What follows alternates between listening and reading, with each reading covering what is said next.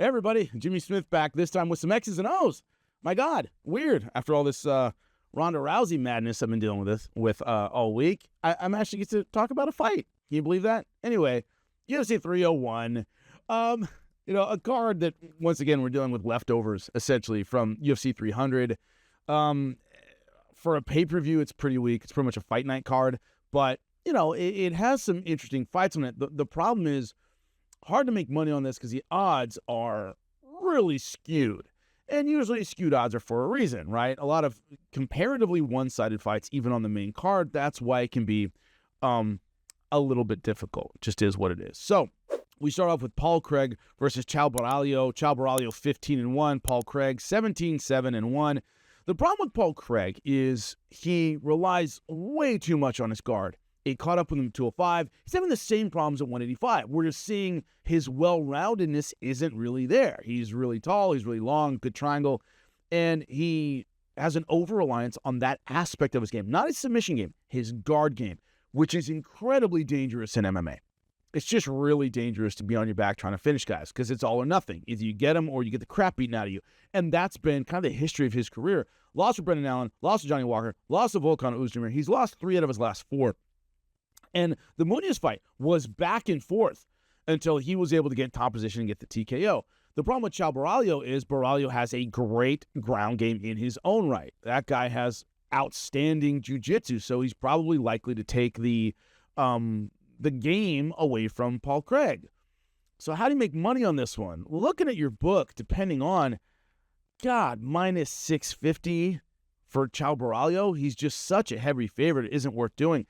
How does he get it done as far as over and under? The under's plus 160, 1.5 rounds. So betting-wise, definitely think Chael Borralho is going to win. I would go the under on that. You can get plus money on the under because under 1.5 rounds, Paul Craig has shown suspect defense on the feet and on the ground against a real jiu-jitsu guy. I think there's a good chance that Borralho gets it done quickly in this one. So my bet is Chael Borralho under 1.5. Look right now, DraftKings, you can get plus 160 on the under. So, hey, if there's plus money on that, I would certainly take it. So, Chael Borralho in the under, that's my first pick. So, the next one, we have, who do we have? We have Michel Pereira versus Ihor Pretoria. Pereira, a gigantic favorite. Again, crazy odds. I'm looking at bestfightodds.com. Plus 475 you can get on Pretoria. Michel Pereira is as much as a minus 670 favorite, depending, that's on FanDuel. You get minus 599 is as good as it gets on him. Once again, the odds are crazy. Here's the deal. For a fight like this, where the problem with Pereira is he's an excellent fighter, great knockouts, he's on a great streak. He does have a wild style that you can counterpunch if you can find the right spot. This is one of those where I would go with the money. Pereira's probably going to win. But for this kind of money, a guy who is this vulnerable, meaning wacky and weird and crazy, he could get clipped early in the fight. It's certainly better than a 7-1 chance that he gets clipped. So you got to take Pereira. For that kind of money, take the money. Take Pretoria. Maybe Pereira does some wild wheel kick and gets caught halfway in and gets knocked out. He's not a tight, technical GSP, Bernard Hopkins, Floyd Mayweather, right? The technicians that were so good you couldn't find a way to get to him. Pereira's not that guy. He's a little bit of a wild man. Anytime you have a wild man, there's a chance that he messes up and slips and falls and gets cracked. So for those kind of odds, take the underdog. The over-under right now, over you can get plus money, plus 124. I would take that just because there's a chance that this one goes long. So I like the over instead of the under. But for the money, you got to take Pretoria. Taking Pereira at minus 650 is absurd. And also, once again, that crazy style, he could get clipped, he could get dropped. So, speaking of crazy odds, you get another one here with Anthony Smith, Vitor Patrino. 11-0 Vitor Patrino, 37-19 Anthony Smith. You see what they're doing. Anthony Smith has name value, but, hasn't done great in recent fights. He said he's not fighting for a title anymore, all this stuff. He's lost 3 out of his last 4. Magomed Ankalaev, Johnny Walker, Khalil Roundtree. It did have the Ryan Spann win. A lot of people thought Ryan Spann won that fight. But he's just in a tough spot, and they're giving him a young, hungry, undefeated guy. We know what the UFC is doing here, right? The young eat the old. It is what it is. The problem is the odds reflect that. Right now, for example, on DraftKings, plus 440, Vitor Patrino's minus 600. Now, I have more faith in Patrino getting this done than I do, Michel Pereira. In the last fight, you got a wild man. There's always a chance he gets clipped. Patrino's tough, and he's strong. Anthony Smith, not a one-shot knockout guy. An excellent finisher, but he's kind of well-rounded. That's how he's gotten it done in the past. So I'm still going with Patrino. I'm trying to look at where to make you guys money. The over is minus 195. The under is plus 150. So what they're betting on, the odds makers in Vegas, are saying Anthony Smith can lose, but he's a durable guy. He can be really hard to knock out. And when he does lose by knockout, it tends to be later in fights. If you remember, Glover Teixeira did a job on him and just couldn't finish him till late. I thought it should have been stopped earlier. But, Anthony's a durable, tough guy. You could be betting at this point that Anthony is on the cliffs. Maybe this is the fight where he kind of drops, in which case the under makes sense. So when I look at it, you're not going to make money on Patrino. The under at plus 150, that is where I would bet. That if you're betting against Anthony, you're basically betting that, he's physically shot at this point, that it's, it's all kind of on the downside. You start losing fights faster and faster and faster, right? So this could be that tipping point. That's where I'd put my money. Definitely betting on Vitor Patrino, but I'm betting on the under to make some money at plus 150. Jonathan Martinez, Jose Aldo. This is another one of those. Jonathan Martinez, a slight favorite, minus 148. For that money, I'm going with Jonathan Martinez. Jose Aldo has been out for a while.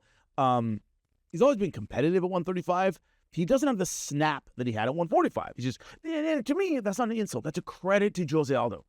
That 70% of Jose Aldo, which I think is about 70% at 135 of what he was at 45, he still was up amongst the elite. He still had some great wins, So, God, man, that's incredible. Jose, you're the man. The ability to hang with elite guys at his age with what he's been through. And then, of course, losing a one-sided fight to Merab Dvalishvili. But Merab has that kind of style where he tends to pitch shutouts, and that's what happened to Jose Aldo. So, he's still good. It's more the time off. It's more that it's his last fight in the UFC. It's almost like, I'm going to finish out this contract.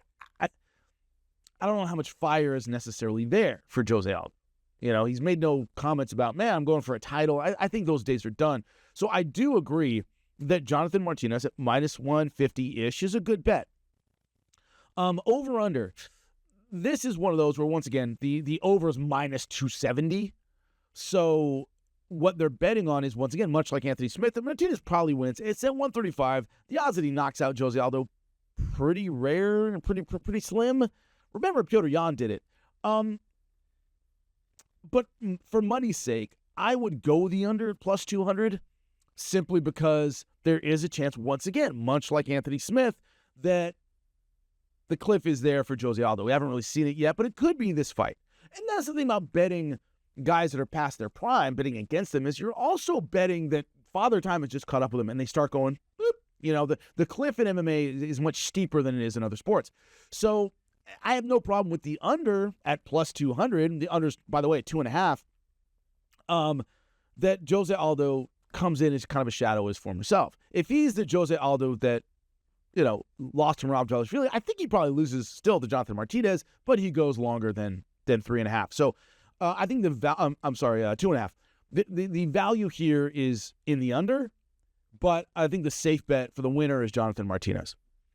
Alexandre Pantoja, Steve Erceg. Erceg is 10th in the division.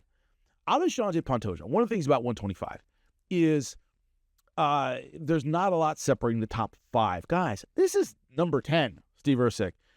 Alexandre Pantoja is the best 125-pounder in the world. I don't put him DJ level where he's like clearly above the rest of the field. I think anybody in the top 5 on a good night, if a couple things went their way, could beat Alexandre Pantoja. Steve Erceg, I don't necessarily, he could pull the upset. I don't put him in the same category as all the other guys in the top 5 that could on a good night beat him. It would take more than that for Erceg, right? It would have to have a really good night. Pantoja would have to make some mistakes. But I don't see Pantoja necessarily doing that. So the surprising thing to me is he isn't over a 2-1 favorite. Right now, I'm looking at DraftKings. He's minus 185. When I look at Best Fight Odds, that has everybody minus 185. You can get him for Steve Ercek. You can get plus 160-ish. Not the kind of favorite I thought he would be against, once again, the number 10 guy in the division and looking as solid as he's looked in previous fights. So definitely I think Alesan Pantoja is the value bet. Over or under? The over is minus 150. The under is plus 120. It is 3.5 rounds. 125ers tend to go long. So the over, even at minus 150, I think is the better bet. So anyway, those are the ways I think to make money on a card that does have some very skewed fights on it. Let me know what you think in the comments section. Like, subscribe. Appreciate you.